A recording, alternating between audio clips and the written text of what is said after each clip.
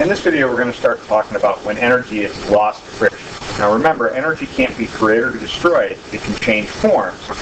And sometimes it changes into a form that we can't measure as potential or kinetic energy. And it's going to be how to deal with that type of problem.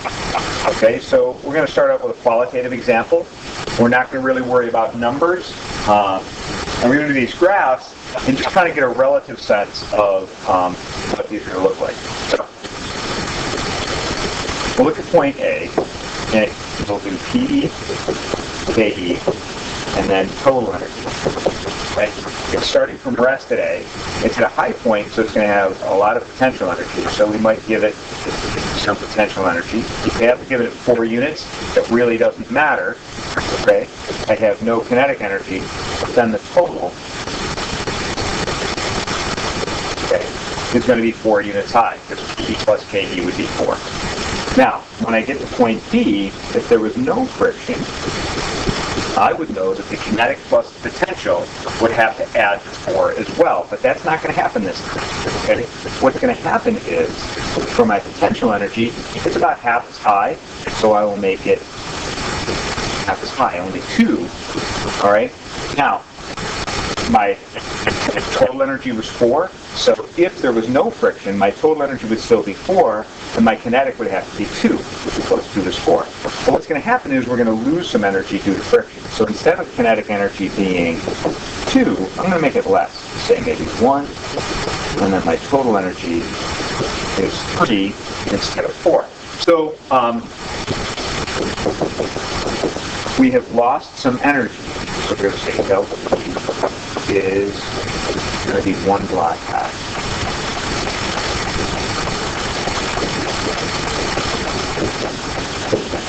Energy loss to the system.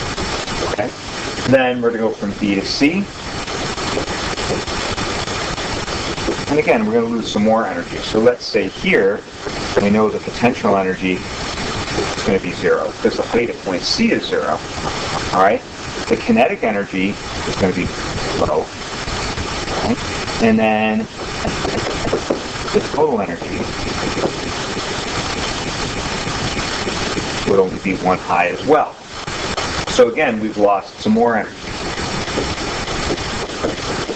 And at this point, we've lost 3, right? Because we went from 4 here down to 1, so we've lost 3 blocks. Okay, now, the energy that gets lost, where does it go? Okay, the energy gets lost is transferred to the environment.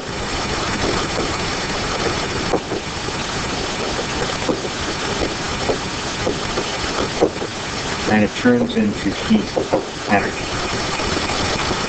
So, we have a quantitative example on the top of the next page. And I forgot to label these. This is going to be point A.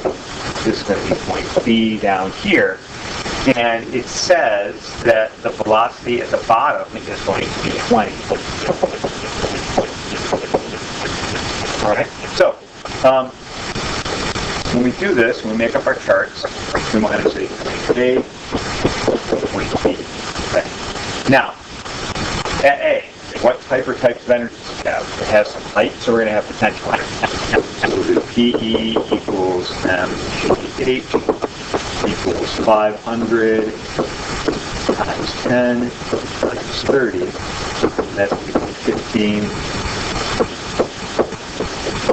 150,000 joules of potential energy. It has velocity too, so we're going to find the kinetic energy. So the kinetic energy is 1/2 mv squared, 1/2 times 500 times 5 squared, and that's going to give us a value of 6250. So now my total energy would be 156,250 joules. Now, we know if there's no friction and energy is going to be conserved, that at B, my total would be the same amount. But because friction is not negligible, the amount is going to be different at the bottom. So I'm actually going to put B over here. So PE Well, the potential energy at VM at the low point is going to be 0. So the height is 0. The kinetic energy we'll calculate like 1/2 500 times 20 squared. And my kinetic energy is going to be 100,000. So then my total is going to be equal to 100,000. So my energy loss